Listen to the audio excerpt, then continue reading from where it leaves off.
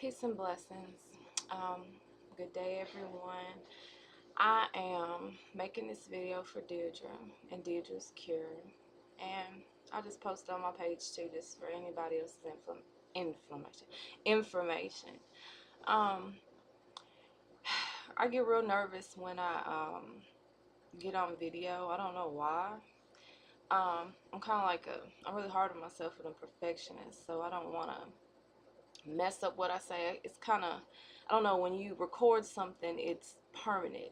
And even in person, you can say, oh, I didn't mean to say that. And I know I can say that on camera too, but I don't know, something about it's just different. So I was like really nervous about, sometimes I get really nervous about posting videos, but I'm just going to speak from the heart and share with you what I've been given and my understanding. Okay. Um, First of all, for some reason, this passage of scripture, and I know I've seen you mention God on your page and stuff, so I understand you do have faith in something, you know, something period, because some people have no faith, no belief. So I'm going to take it from the Bible, and this story kind of illustrates what's going on in your body, because like I posted on the page today, when a person has a battle plan and they understand their enemy's weaknesses, they can win. And knowing is like getting light. That's what light is. Seeing, having knowledge, knowing exactly what's going on. So if you understand why we keep pushing you to alkalize, that's how you say it, your body, then it'll be easier for you to be like, okay, this is why I'm drinking this, and this is why I'm taking this herb, and this is why I'm not eating this, and this is why I'm not doing that. So I'm going to read you the story of Pharaoh when he decreed that the Hebrew slaves could not have any straw to make their bricks. Okay? So it's from Exodus 5. And I'm going to start at verse 6. And it says, that same day Pharaoh sent this order to the Egyptian slave drivers and the Israelite foremen. Do not supply any more straw for making bricks. Make the people get it themselves, but still require them to make the same number of bricks as before. Don't reduce the quota, they are lazy. That's why they are crying out, let us go and offer sacrifices to our God. Load them down with more work, make them sweat. That would teach them to listen to lies. So the slave drivers and foremen went out and told the people, this is what Pharaoh says. I will not provide any more straw for you. Go and get it yourselves. Find it wherever you can. But you must produce just as many bricks as before. So the people scattered throughout the land of Egypt in search of stubble to use as straw. Meanwhile, the Egyptian slave drivers continued to push hard. Meet your daily quota of bricks, just as you did when you were provided with straw, they demanded. Then they whipped the Israelite foreman they had put in charge of the work crews. Why haven't you met your quotas either yesterday or today, they demanded. So the Israelite foreman went to Pharaoh and pleaded with him. Please don't treat your servants like this, they begged. We're given no straw, but the slave drivers still demand, make bricks. We're beaten, and it isn't our fault. Your own people are to blame. But Pharaoh shouted, you're just lazy. Lazy. That's why you're saying, let's go offer our sacrifices to the Lord. Now get back to work. No straw will be given to you, but you must still produce the full quota of bricks. Now, if you look at this story, you can relate this perfectly to your body. If we look at Pharaoh, you yourself can either stand as Pharaoh or as God. God says in the Bible that he supplies all our needs according to his riches and glory.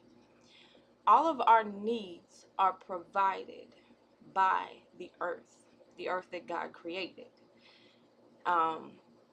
Every vitamin, every nutrient, every mineral, everything, every bit of straw you need to make your bricks, which would be the building blocks of your what? Your body, are provided by nature. It is only when someone acts as Pharaoh and makes ridiculous demands on their body to produce these bricks without having straw. That only then, when a person is acting as Pharaoh, does the body break down. When you act as God, you are supplied with all your needs according to the riches and glory, and your body can build these blocks, which are, it goes from the cellular level to the organ tissue level to the organ system level and all that, and then you build a whole body. So if you know anything about anatomy and physiology, you know that you have to have the building blocks. They say proteins are the building block. Amino acids are the building blocks of protein. There's building blocks of everything. You have to have the minute, small parts to have the entire system work. If you don't supply your body with what it needs, it will break down. And that is what our current, what they call the SAD diet, or the standard American diet, does. Not only does it produce, you're supposed to have some mucus in your body. Mucus is a part of your body. But the mucus that we're forming is abnormal. It's too thick, it's too much, it's in the wrong place, it's not right. It's not composed correctly. Our bodies are bombarded with inflammation.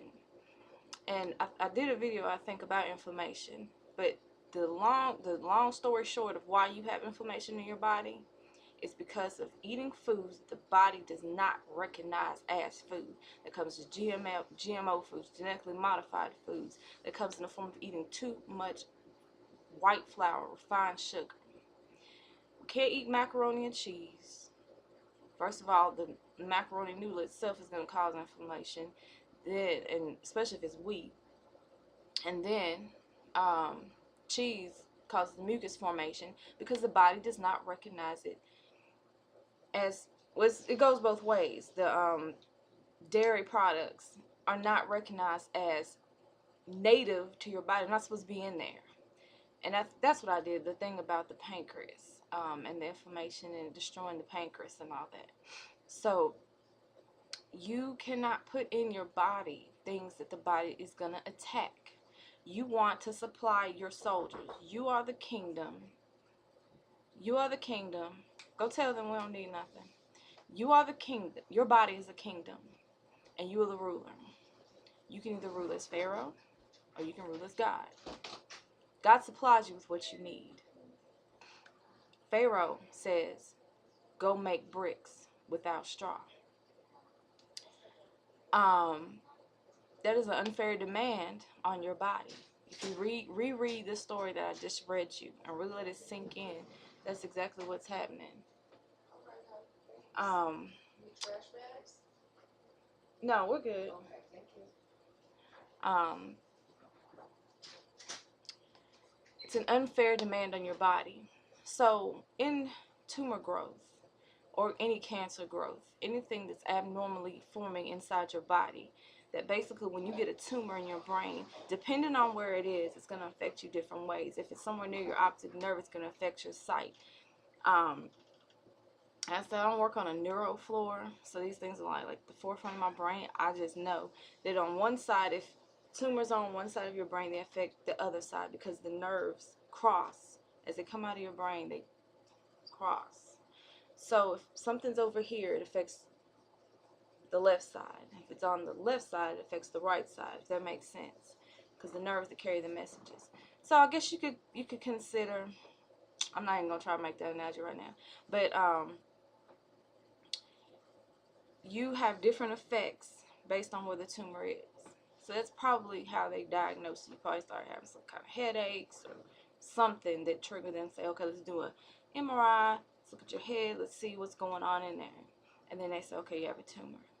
Now, the problem, of course, is always I have Western medicines. It never says, why do I have this tumor in the first place? They don't go back. Let's go back all the way to what broke down.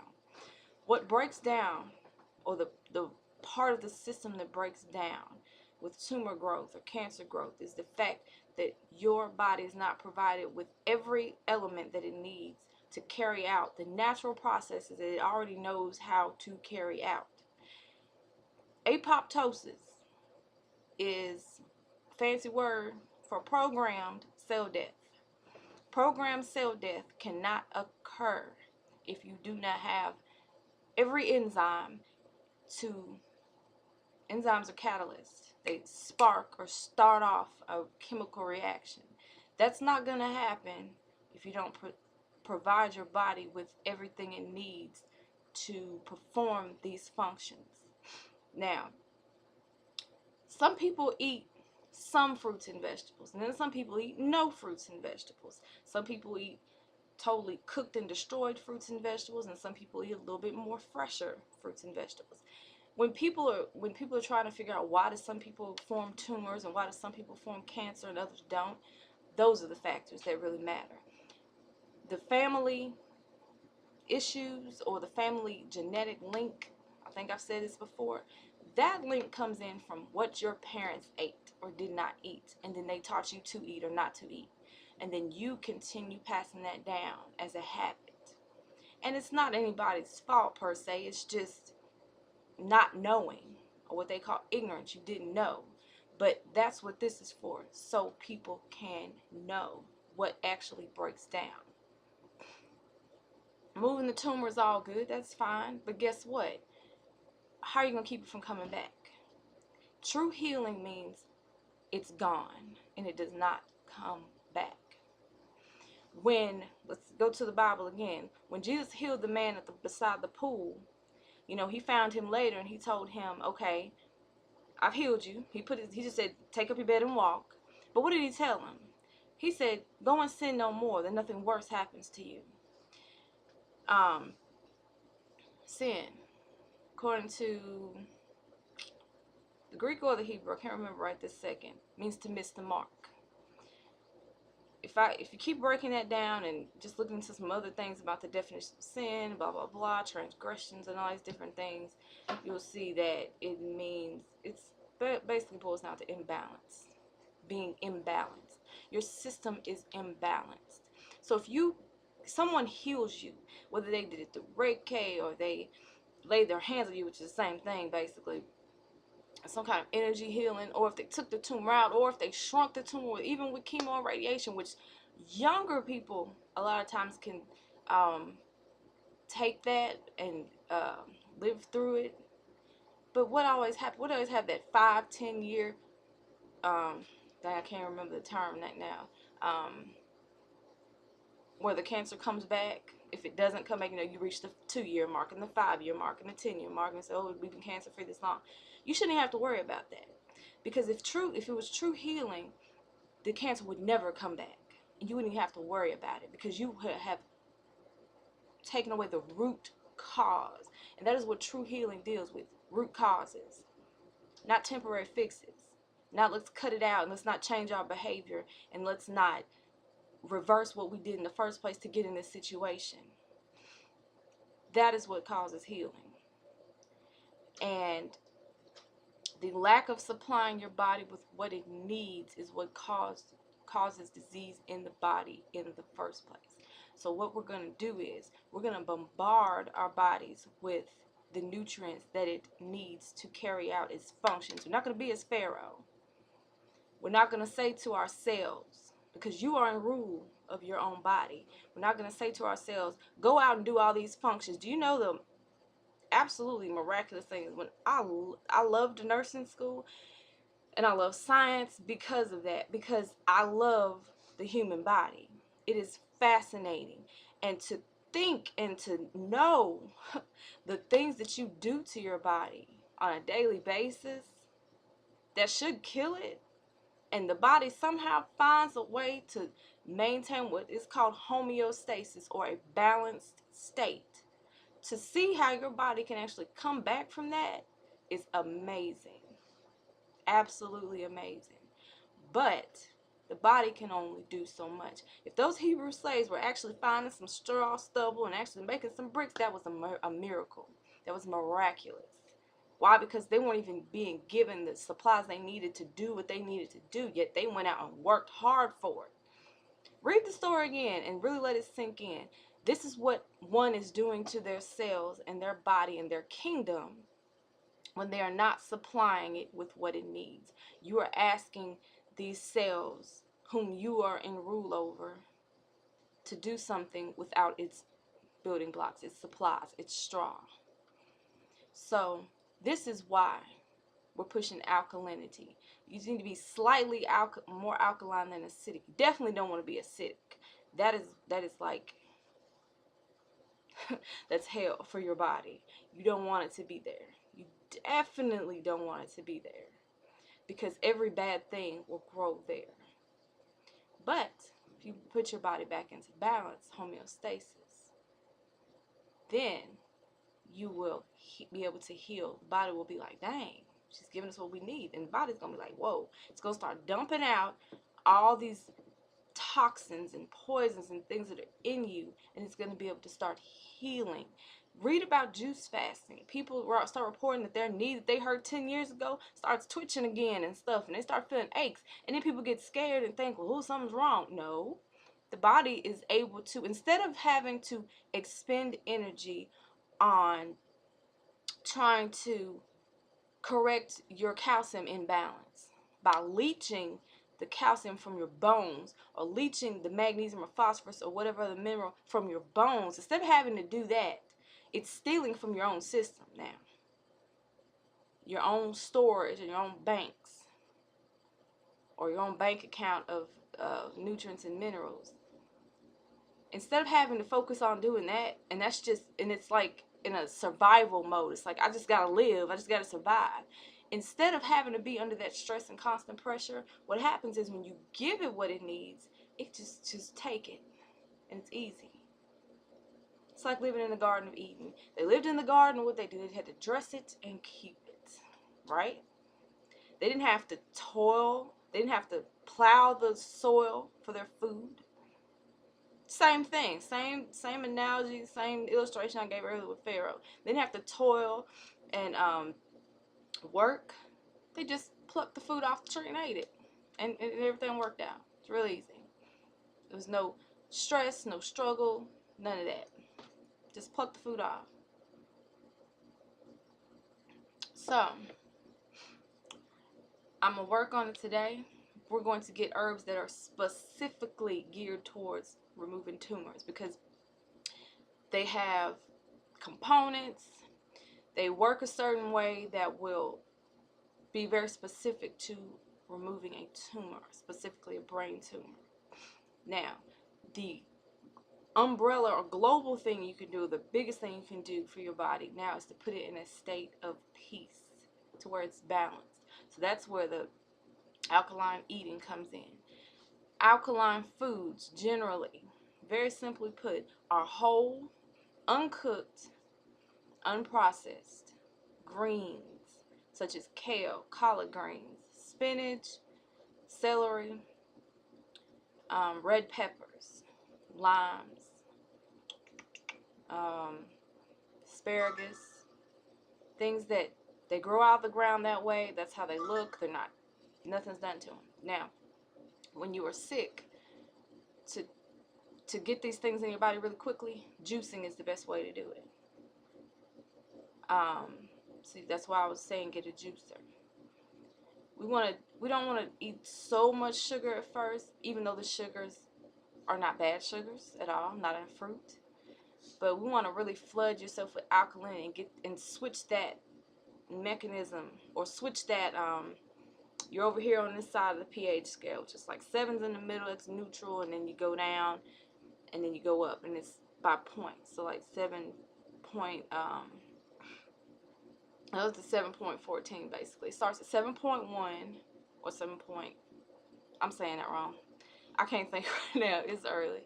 So basically the pH scale goes up to 14, let's put it like that. So, and I'll post a picture of it, you can see it. You want your pH to be in the middle, neutral, around the middle, 7.5. That's what it is, not 7.0. That's what I said wrong. 7.5, around that midpoint.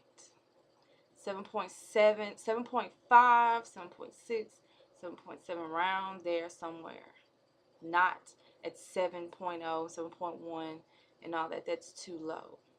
We need for it to be 7.7, 7.65, right in there in the middle. So, things that are going to make you acidic: meat, dairy, cooked foods. Not cooked foods just per se, but it's easier for you. First of all, when you cook the foods, it's taking the enzymes out. And if you don't have, the food doesn't have the enzymes, like I was saying, the body has to create them by taking components of your body that are already there, and it puts them together and creates an enzyme. That's taxing on the body. So you want to just consume it where it's whole. Your body doesn't have to do any work, because that's when healing it starts. You need to put your body out of that constant stressful state and put it into a state where it's like, oh, we could just work. Just given the bricks, and I can just create. I can just create the bricks. I can just put it together. I don't have to go out here and look for it, which is what your body's doing, literally looking for its straw. So, meat, flour, processed foods, sugar, no. Those are the things, those are the enemy. If we want to win this battle, which I know you do, you have to give your body what it needs. And then once we achieve that, what you also do is add the herbs, the specific herbs that help specific things, give specific building blocks so that the enzymes could be formed, so that natural cell death occurs. And there's something in the immune system called tumor killing cells. The body already deals with cancer every day. People talk about having cancer. I believe everybody has cancer. And when I say that, everybody has an abnormal cell growth. If there's too many cells, why would the body choose to program to kill certain cells? Because it can only have a balanced amount of cells. That's what I'm talking about, homeostasis. There's all kind of ways to achieve homeostasis. So programmed cell death, or what I called it earlier, apoptosis, goes in and says, okay, it's time for y'all to go. There's too many of you, somebody got to go. Now, you have to provide your body with what it needs in order to do that function. So this is what we're going to work on. Like I said, take the step, get the juicer, get the fresh greens. Yes, organic is best, but if you cannot get organic, and you can't get, you can't get organic, you can't get organic. You get what you can. There are certain fruits and vegetables that are more, because we don't want to like burden the system with the pesticides, but like I said, if you cannot afford it, don't worry about it. It is better to be eating that than eating absolutely, totally, horribly crappy food. Okay, so spinach generally should be brought organic, because when you spray it, there's no protection, there's nothing covering the leaves. It's just gonna hit it, and it's gonna absorb it right into those leaves, and they're really thin and all that. A banana, not buying that organic might be an avocado, it's got a protective shell, so even if you did spray it, and the bugs can't really even, I don't think they use that many pesticides on avocados. Just think about how it looks. How can a bug, a bug, yes, some of them can pierce through and eat, but generally it's protected. Even if they did spray it, you're peeling the skin off. And there's things that you want to eat the skin, like apples. So you want, buying those organic would be nice. But like I said, you can peel things, you can take certain things off, and at least get the good components that are there. So if I had to say, sacrifice and get anything organic, try to get your greens organic. The apples, like I said, they can be peeled to reduce the like the pesticide load and stuff, because I'm interested in getting you really, really, really cleaned out. So like I said, I'm going to work on the list of herbs, work on other things. Like I said in the other video, deep breathing. You want to oxygenate the body. You want to mentally think, go kill this tumor. You have no clue how much your mind controls this body. You already know it controls your body, the brain. Well, actually, that's not actually totally accurate, but we'll leave that for another time. But so this is my video of encouragement. I want you to, like I said, biggest thing you can do is get that juicer and get your body alkaline. That's the first step to getting rid of the tumor. So with that, peace and blessings. I love you, Deirdra, and I hope this message meets you well. Peace and blessings.